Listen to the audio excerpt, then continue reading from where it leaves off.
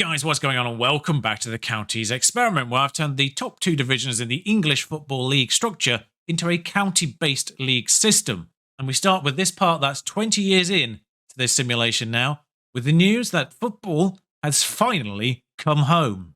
2038, England beat Argentina 2-0 to win the World Cup. The good news, everyone, 17 more years to go.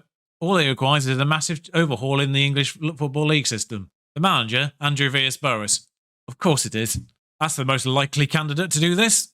Southgate, Mourinho, Appleton, Conte, Schmidt and Scott Parker, none of them could do it. Andrew Villas-Boas, there you go. There's the win. Turkey winning Euros, though. That's a little surprising. What I find quite interesting about this one, though, is Italy won back-to-back Euros. The game knew that Italy might be a force in the coming years. I will say, the one that Turkey won, they beat England at the Emirates. The worst part of this particular Euros is it was hosted in England. But anyway, we're not here for international football. We're here for the English Counties Premier Division and its subsequent championship. And you can see it. I'll start with the news that the English Counties Premier Division has a brand new winner. Actually, technically, it's had two brand new winners in the form of London, who have become the secondary team to Manchester. Merseyside have dropped off and haven't won one in now 13 years. It's flip-flop between Manchester and London in this past decade, until Derbyshire. Derbyshire, managed by former Merseyside manager Jurgen Klopp, who was sacked in 2033 when they finished 5th. The reason why Derbyshire have become a force is because the narrative that I wanted to happen has happened. Tycoon takeover in 2032 is right here. Kai Goff takes over. Goff scales down funding a little bit a couple of years later, and it's scaled down funding this year, the year they've won it, but clearly funded it enough to get to this stage, won an FA Cup, won a Europa League off the back of that FA Cup, and won the Premier League. So the narrative that I wanted to happen has finally happened, and I'm pleased. Obviously, all the players here are new gens these days. As far as I can tell, there's only one real player still in the database, and that's Mukoko, who is still good, moving to Roma because he can't physically move, so, technically brilliant, physically past it, gone to Italy. Some things never change. But narratives, I bring this up because obviously all the teams are new gens, there's no real need to go through teams in depth. But some fun things. Troy Deeney returns to former Watford, Hertfordshire now. The interesting thing about Hertfordshire is I brought it up in, I think, part 3. It would have been the 5-year part of this. When Xisco was still in charge after 6 years, they've returned to old ways. Xisco was sacked in 2026, and after that, no one's lasted more than 2 years, 172 days. Yeah. The impatient Watford, Hertfordshire, that's a thing again. The casualty list is Wayne Rooney, Espirito Santo, Fonseca, Grabovac, Fonseca again, Carvajal, Darren Fletcher, Mert Chetin, and Troy Deeney now, who has lasted at least a year. Jukovic, assistant manager. Of course he is.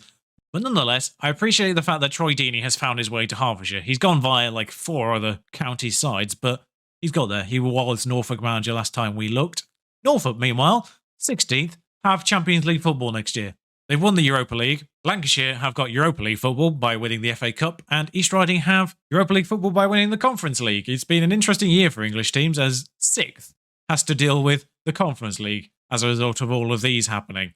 East Riding did actually sack Tony Pennock basically straight away after last time we met. He's not in the game anymore, so I can't really see what fully happened. But in December of that year, he left, in fact. Actually, just straight up left. I don't know if that was like a crisis of confidence or anything like that, because he definitely wasn't good enough to be managing a top division side. But I don't know what happened to him, because he just isn't in the game anymore. Neither is Carval, who was sacked afterwards, and Brendan Rodgers, who left to manage Wales, confusingly. Tommy Smith is in charge now, the current Staffordshire player, Stoke player. Did actually manage Staffordshire on his run through to East Riding now. He's quite good as a manager.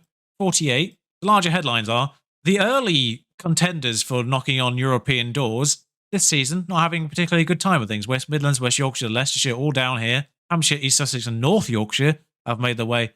North Yorkshire, a bit more of a success story. I can't move my camera, so I'll turn it off.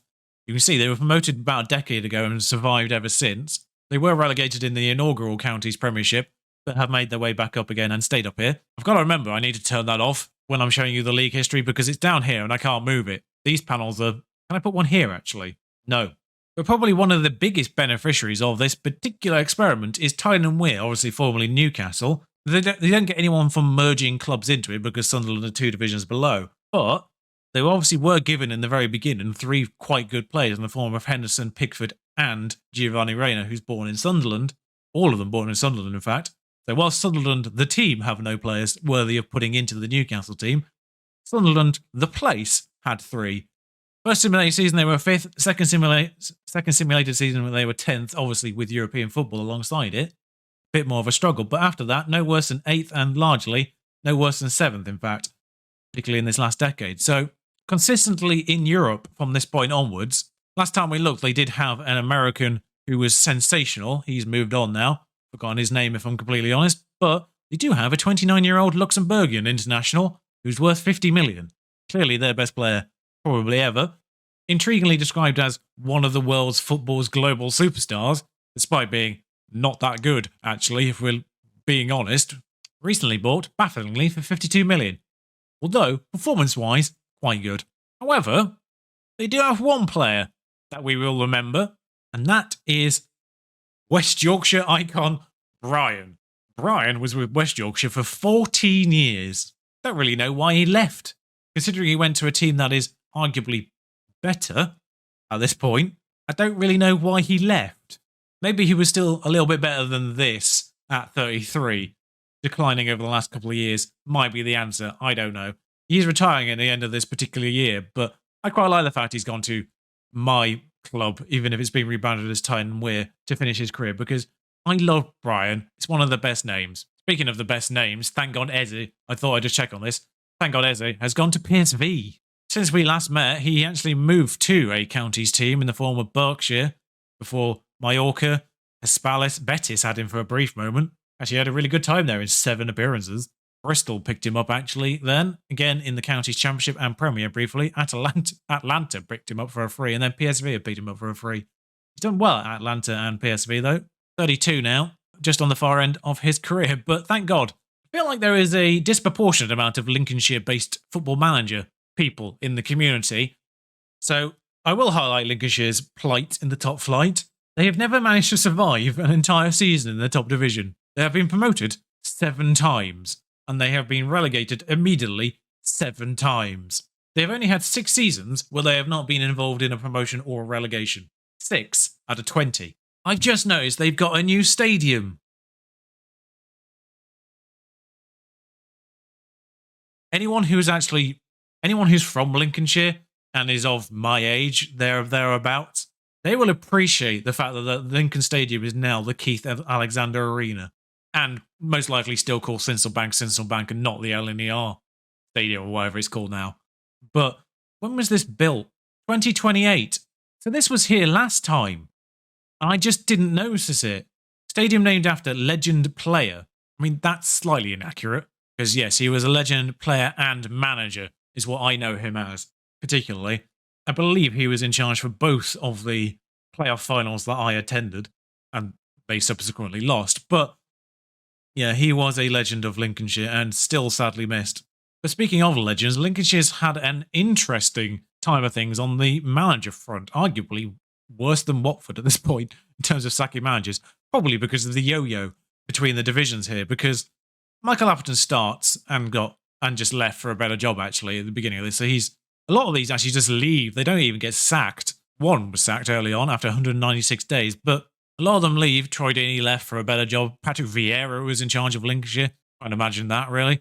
Brendan Rodgers was there for less than a year. Stephen Gerrard was sacked. But the one I'm particularly interested in is Nikki Cowley, of course. Danny Cowley's brother, part of the Cowley brothers that were in charge a while ago. Nikki Cowley returned as straight-up manager without his brother at one point, which I gotta appreciate. Was succeeded by football player Matteo Politano, and then James Morrison, and then Hosner, who we just saw was at Norfolk, and now Roger Mercado is in charge. He was Brazil manager for 6 years. I think it's in the process of being expanded because it's currently reduced the stadium capacity. I've actually got weirdly emotional about the Keith Alexander Arena here. I wasn't expecting that when I started this recording. But we'll go to the Championship, where Lincolnshire are now bound again. It's largely as you'd expect. I'll be honest, this second division has been somewhat disappointing. I think I might need to do some kind of funding improvement for the second division here, or maybe just boost the reputations of these clubs that little bit more. Because I only made them that tiny bit better than the best teams in the division below. Obviously, with no promotion relegation, they can't swap over at any point, so they will permanently have a better reputation than League One teams, full stop. But I don't know what it is. The teams at the bottom here aren't really making inroads. In fact, actually, one team slipped down here in the form of Buckinghamshire, clearly. They're formerly Wickham. They should be at the top end of this as one of the better teams in this division, but I don't know what's happened there. But a lot of these are League Two Vanarama teams to start with, and unsurprisingly, they are still down on this end. Cumbria, though, Carlisle, they've made a break for it. In fact, they've been promoted 3 times in the past decade. Somewhat amusingly, though, speaking of the fact that former Wickham, now Buckinghamshire, aren't doing particularly well, I'm pretty certain the kit the manager's wearing is the Wickham kit. Yeah, former Bucks player, Wickham player, Nick Freeman, they in Orient, Somerset, Seattle, and then somewhere in the Middle East, then turned manager of Cheltenham, Wiltshire, Gloucestershire, Bedfordshire, and now Cumbria. Jesus, I've just seen his attributes. 2020 16s across the knowledge base. What the good God. I mean, even as a coach, he's an insane attacking coach. Holy, he'll be at a top club if we ever do another part to this. Blimey. No wonder they've got promoted. I noticed he was manager of Bedfordshire for a while, in a period where they were consistently in the playoffs and failed every year. Third, fourth, third, and didn't get promoted again. Sorry, you can't say that. I just remembered again. But they had a yo-yo. They were the yo-yo club of the start of this. Haven't really done as well last time. Like I say, they've just been in the playoffs consistently and failed in the playoffs consistently. Gerard's taken over and they finished 11th, so that's gone well. There's quite a lot of new gen managers in the championship. Some real ones. Darren Fletcher's in charge of Staffordshire, and Yannick Vestergaard's in charge of Suffolk. The main one, though, Diego Costa's in charge of Bristol. They've had a consortium takeover recently, actually, and actually, arguably, have been just as bad as Lincolnshire as a yo-yo club, despite the fact they actually started in the top division, were relegated, immediately re-promoted, relegated again, and immediately re-promoted again.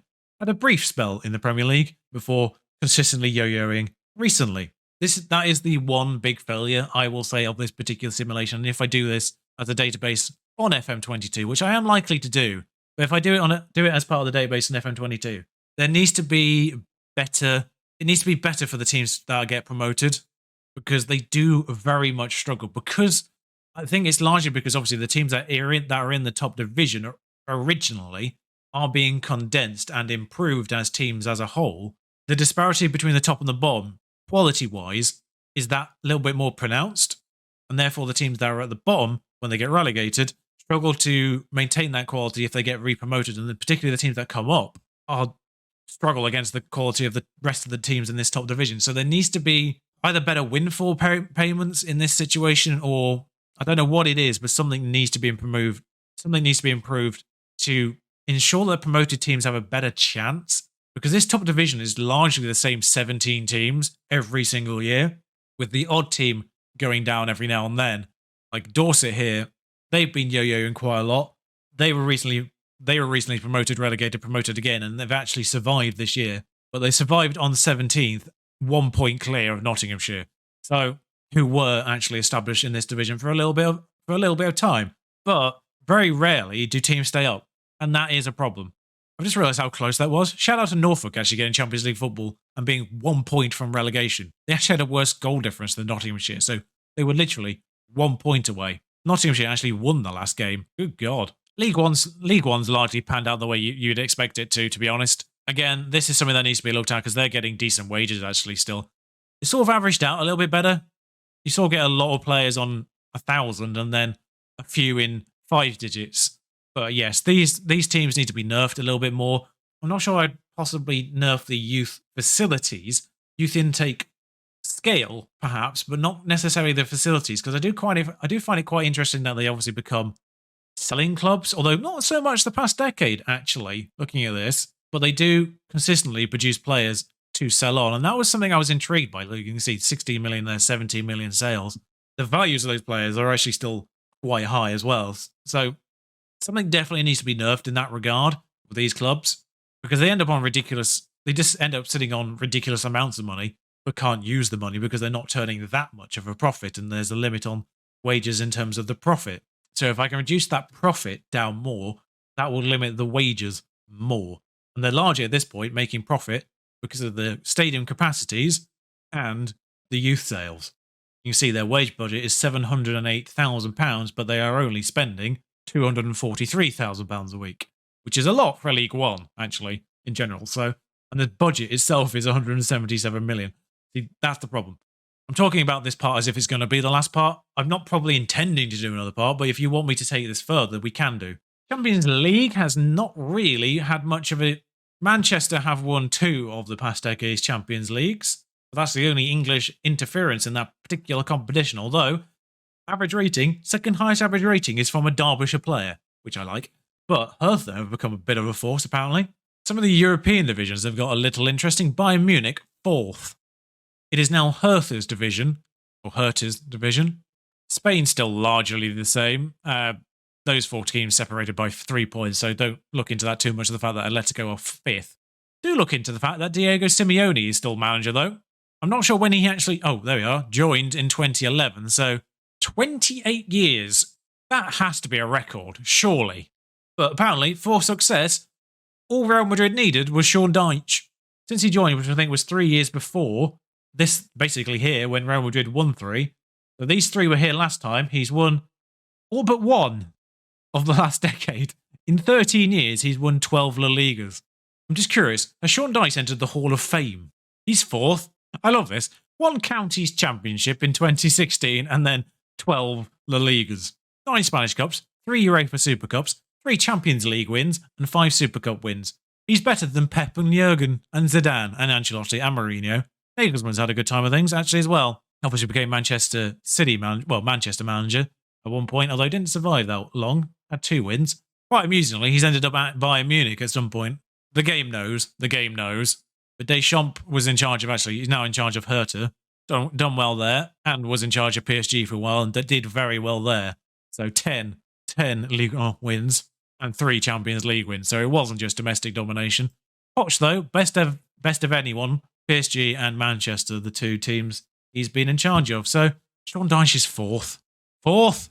I'm just flicking through the past decade to see if anyone other than Manchester, Merseyside or London has got to a semi-final. Derbyshire has, but got beaten by another English side, and Tyne and Wear has, and got beaten by another English side. So when they do, they just unfortunately come up against another English side and get beaten.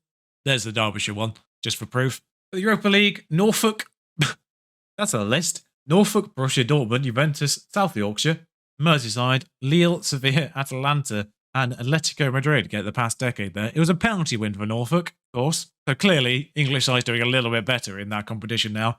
And more specifically, teams that aren't actually Champions League teams. These are teams that have entered the Europa League at Europa League level, doing well and winning it. Just thinking, was Sander Berge in charge of that Europa League win? No. That would have been Jordan Henderson. The South Yorkshire story is even crazier. So Chris Rivaldo was sacked actually at the end of 2030 as well, one of the other managers that survived the first 10 years. So we actually now find out what happened to Tony Pennock after he left Hull, because we knew that he just left Hull rather than got sacked from it. He left to join South Yorkshire and then got sacked from South Yorkshire because, inevitably, he was rubbish. Rogers, Deeney, Bernardo Silva, now manager of Bilbao. He managed Norfolk at one point. He's not bad. He's not a bad manager. Jack O'Connell was assistant manager at that point, actual South Yorkshire player. Jordan Henderson is now Gladbach manager. Actually, not as good as Bernardo, actually, as a manager. He was a coach for Chelsea. That feels wrong. Oriol Romeo is now assistant manager, clearly, and Sander Berge is actual manager. So Jordan Henderson won the Europa League as manager. Righto. English sides even better in the Conference League. East Riding most recently, beating Wolfsburg Leicester twice. Tyne and Wear is in there as well. Twice. We don't need to look at that manager because we know that's been Gallardo for the past decade. But they've got a new gen manager currently, but it wasn't him that won the Europa League. In fact, Troy Deeney was one of them, and Tommy Smith was one of them. Both people that we've seen so far. In fact, Tommy Smith has guided 2 separate teams to Europa Conference League wins. Leicestershire and now, most recently, East Riding. They've had an interesting time of things manager-wise. Sarri, Southgate, Wes Morgan's assistant manager at some point. Tuchel. Pep lasted 236 days, somehow. Got to be retired by now. Nope, 69. A scout for Barcelona. And Tuchel is Spain manager. Sorry, he has 1 motivating. 1. I thought I'd just double check the stadiums before we finish things off here. The FA Cup, by the way, has actually largely been the main size recently, so that's why I've not shown you that.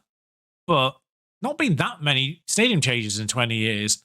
Manchester have left the Etihad, though, somehow, for some reason, and have now named it after Pochettino, who's still in charge of them. But otherwise, apart from the one that we got emotional over, Dorset already had their stadium as Dorset Stadium last time we looked.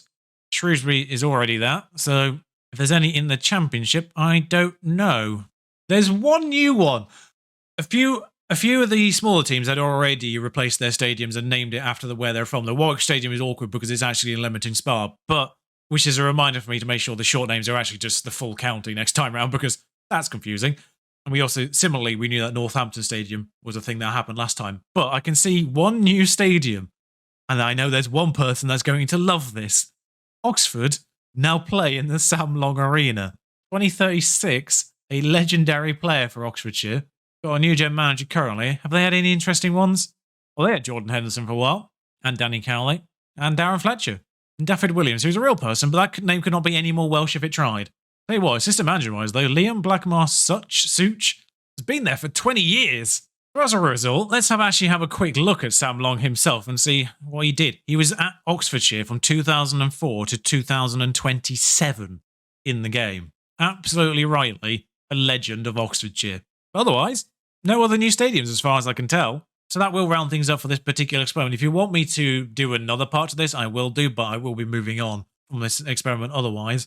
I may return to it at the very end of the FM21 cycle if you want me to do another part to it. But I will move on and do another experiment next. I already know what I want to do. Hopefully I can do it better than the last time I did it. I've already mentioned this. I want to do the Cyprus experiment again and see if I can do it better than last time. So, from the English Counties Premier Division, for what might be the last time, thank you for watching. Ta-ra.